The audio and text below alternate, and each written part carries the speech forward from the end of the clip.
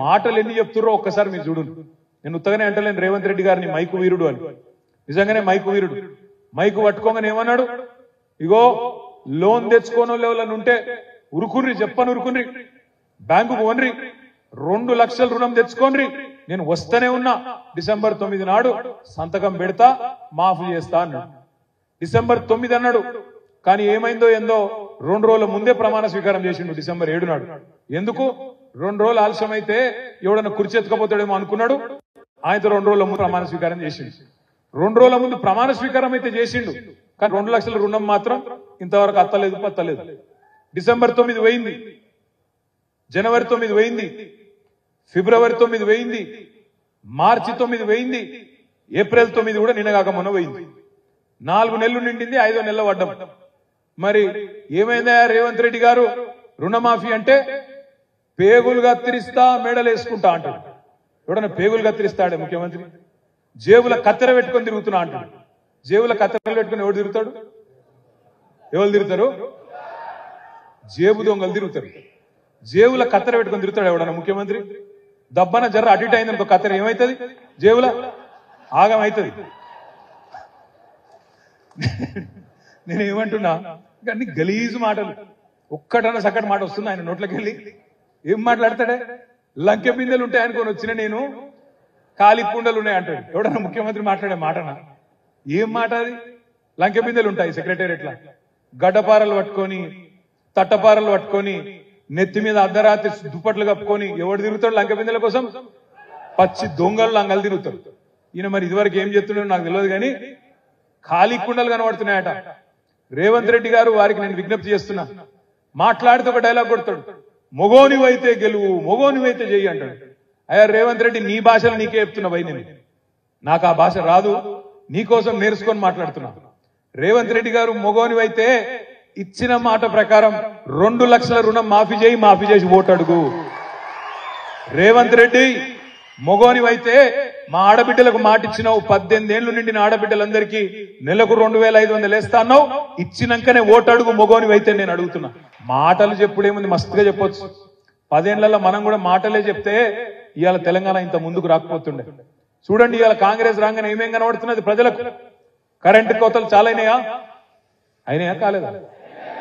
Current కోతలు చాలైనాయి. మంచిళ్ళ తిప్పలు చాలైందా? మళ్ళా అయింది. మంచి కనీసం మనం కట్టిన మిషన్ భగీరథ కూడా చక్కగా మెయింటైన్ చేయట్లేదు వీళ్ళకు. గంత దుర్మార్గం. ప్రజలు ఇప్పటికే బాధపడుతున్నారు ఊళ్ళల్లా. అరే ఎంత పని చేస్తే నాయన, తినే పల్లెంలా తినే అన్నంలా మన్ను పోసుకున్నట్టు అయింది వీళ్ళని గెలిపించి అని బాధలో ఉన్నారు.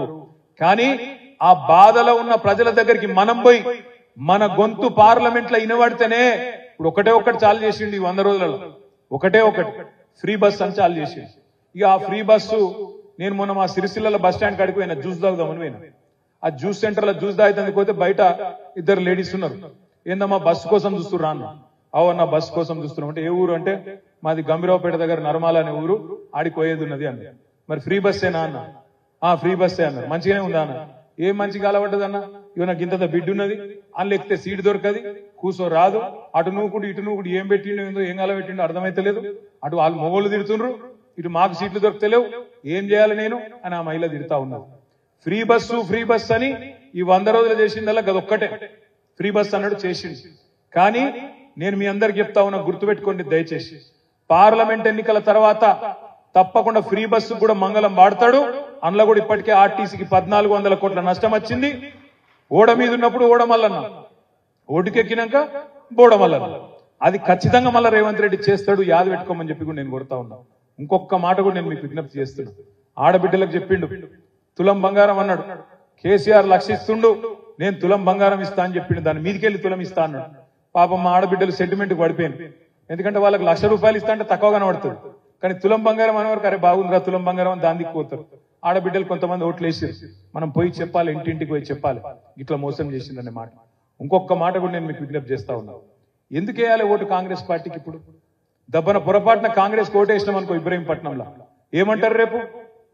రుణమాఫీ చేయకపోయినా మాకే వేసిర్రు, మేము 2500 ఇవ్వకపోయినా మహిళలు మాకే వేసిండ్రు, తులం బంగారం ఇవ్వకపోయినా మాకే వేసిండ్రు, రుణమాఫీ కాదు కదా దాని పేరేంది, మన రైతు కూలీలకు నెలకు ₹1000 ఇవ్వకపోయినా మాకే వేసిండ్రు, రైతు బంధు పెంచకపోయినా మాకే వేసిండ్రు, మరి ఏమి చెయ్యకపోయినా మాకే మళ్ళా ఓట్లేస్తే నేనెందుకు పెంచాలి, నేను కేసీఆర్ మొత్తం ఖజానా ఖాళీ చేసిపోయిందని చెప్పి తప్పించుకుంటా అని చెప్పి రేవంత్ రెడ్డి గారు అన్ని పథకాలకు మంగళం పాడతాడు. దయచేసి యాద పెట్టుకోండి.